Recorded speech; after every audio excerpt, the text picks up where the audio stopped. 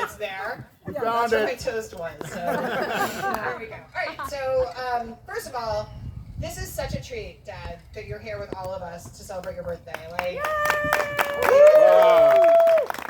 Great being here.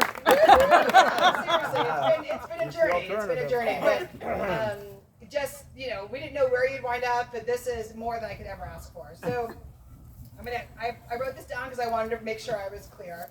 So we really want to celebrate the friendship that sits around the table. There's lots of love, tears, laugh, beers. Scotch has flown between you and some of these lunatics that sit around you. And we've heard all the stories. We didn't know you guys would all survive them, but here we are, and it's a treat. I want to acknowledge Carolyn for being the pillar of strength, patience, and love for all of us. You are. We all know what a pain in the ass Dad is, and me too. And some of the rest of the family too, but yeah, you're patient and kind and wonderful, and And I want to thank my dad for finally allowing us all to get together to celebrate, because you are an amazing person, and I'm just obsessed with you. So, all right. So my first memory of having my dad to myself was a quick fishing trip. Dad, you may remember, was in Baldwin. So I was maybe 4. We were welcomed back in our little, small, tiny boat by the perfect storm. Biggest wave I've ever seen. Ever, literally. And I knew my life would be an adventure, and it would be an amazing ride ever since then. So John, you'll recognize, my dad has introduced us so many adventures. One was the medieval torture of ski boots in the 70s. And us being complete brats about, it hurts. And meanwhile, he's got these 3 little wussies that are like, I don't want to. Now, if we knew that it was $300 per person, we would have enjoyed it more. we wouldn't have bitched as much. Exactly. But those were like good times. Those were good times. And then, of course, the fishing trip where, if you, God forbid, you made the mistake of falling asleep on the boat in Montauk and you woke up 7 hours offshore, diesel fumes blowing in your face, and you were completely hungover. More good times.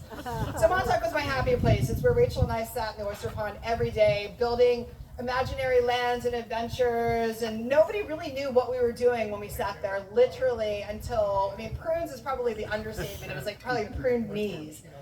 But I remember being really young, and this was back in the day when my parents had like no money. John, you probably remember, and they would go out in these aluminum boats.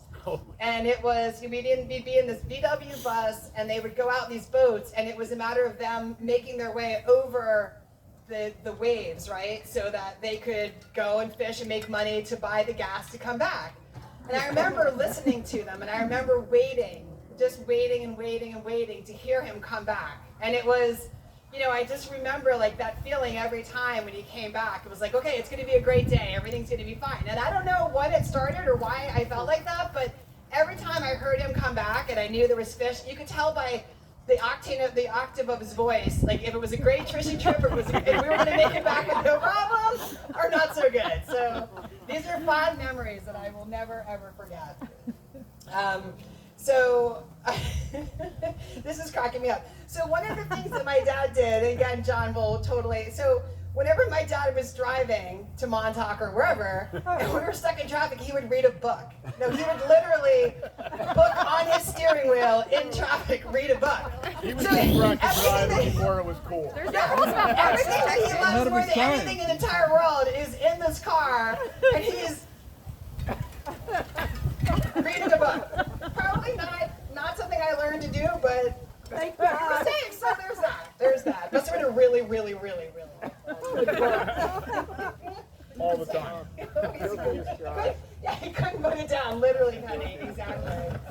All right, hold on, I've got more. There's more. All right, Montauk.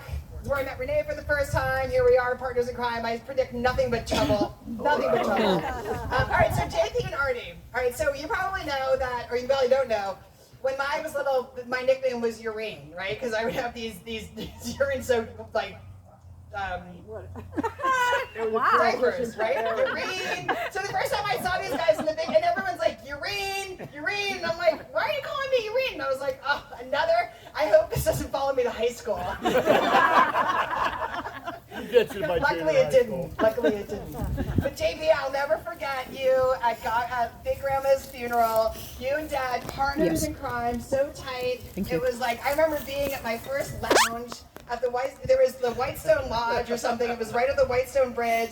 The two of you have been drinking all night, and then there's John getting to drive for the first time at 11 with JP in the car.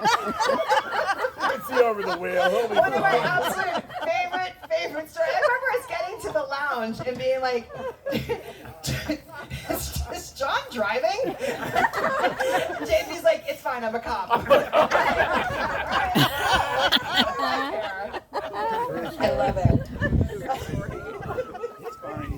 I'm a cop. Oh my God. So I will not, Dad will probably tell you, of course now he thinks that like the moon and the stars like light up with me, but I was not easy. I was shot out of a rocket from a really young age. And it's so funny when you look back now when you're like a grown up and you've had kids. I mean, my dad literally left. He was a single dad for the first time with two teenage daughters like in their late teens. Like that's not easy. Like we were, like I said, not easy. Carolyn will vouch for her. Oh, She yeah. went through the exact same thing. But when I think about like how generous I was, and my dad actually had to rent the house that he had lost in the divorce of my mom in order for us to stay in the same house.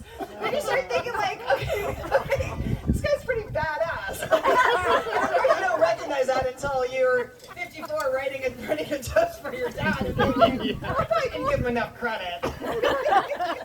Anyway, blah, blah, blah. The whole point is that you are the bomb, the absolute bomb. You have been through so much. You are the definition of strength and dignity, and you are the most wonderful friend that I could ever ask for, and I just love you dearly. And I want to thank you all for being here to celebrate such a special, special day.